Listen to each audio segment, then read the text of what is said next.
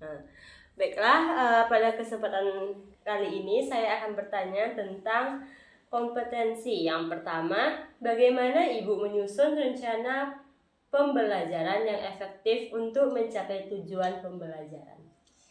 Baiklah, di sini saya akan menjelaskan. Kalau saya biasanya melakukan pembelajaran yang efektif itu dengan memahami dari minat dari siswa.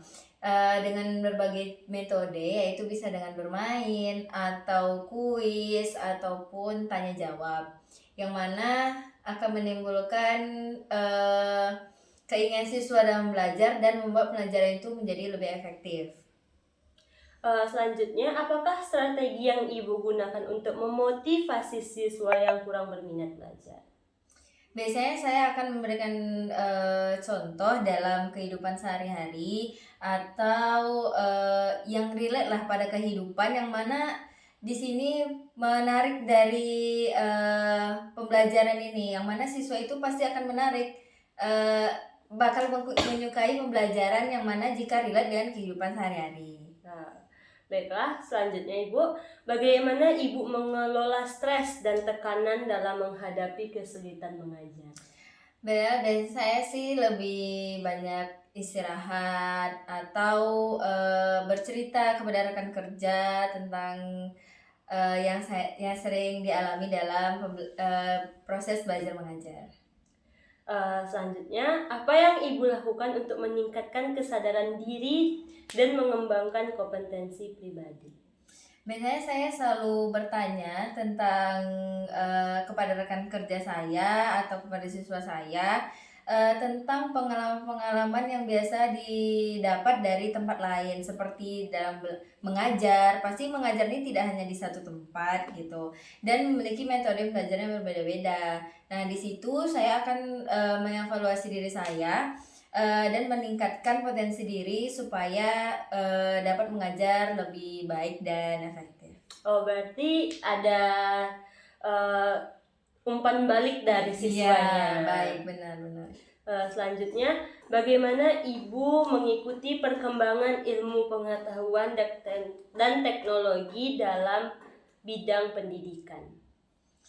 Kalau saya sih kebetulan sekolah saya itu tidak terlalu menggunakan teknologi ya, karena pembelajarannya tuh tidak, kalau yang saya ajari itu tidak membutuhkan Oh, teknologi berarti gitu. tatap muka.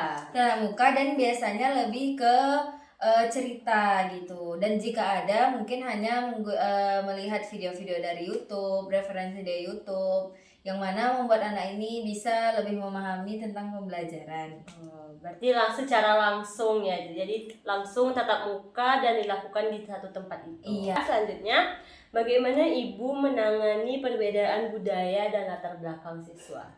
Nah, di sini nih itu adalah merupakan tantangan dari setiap guru ya, yang mana setiap siswa ini memiliki kepribadian yang berbeda-beda, dan kita pun sebagai guru harus pandai dalam menyikapi dari siswa tersebut. Jika ada siswa yang nakal, bagaimana cara mengatasinya? Jika ada siswa yang pendiam atau ada yang dibully atau sebagainya, itu bagaimana cara menyikapinya gitu. Itu merupakan tantangan bagi setiap guru kalau menurut saya. Lalu, apa yang Ibu lakukan untuk meningkatkan kesadaran sosial dan kepedulian lingkungan pada siswa? Nah, biasanya saya sih sering menyuruh untuk buang sampah gitu, karena kan yang namanya saya kan mengajar di SD ya, jadi kalau di SD ini yang namanya anak SD itu pasti belum sadar akan kebersihan lingkungan kayak gitu, terutama pada kamar mandi. Nah, itu paling ditekankan, dimana kamar mandi ini karena itu suatu kebutuhan ya, ke kamar mandi itu bukan yang sekali-sekali gitu, dan itu harus dijaga, dan itu memang harus selalu diingatkan sih kepada siswa gitu, yang mana kalau anak kecil ini tidak cukup hanya diingatkan sekali, Dua gitu kali. jadi harus banyak-banyak kali gitu. Terus sih dengan buang sampah pada tempatnya, habis makan itu dirapikan dengan membersihkan kamar mandi, siap dari kamar mandi harus disiram dan sebagainya. Oh, berarti dengan cara memberikan contoh terlebih dahulu gitu. Iya, memberikan contoh. Oh ya. Cukup sekian wawancara kita pada hari ini. Terima kasih, Bu. Wassalamualaikum warahmatullahi wabarakatuh.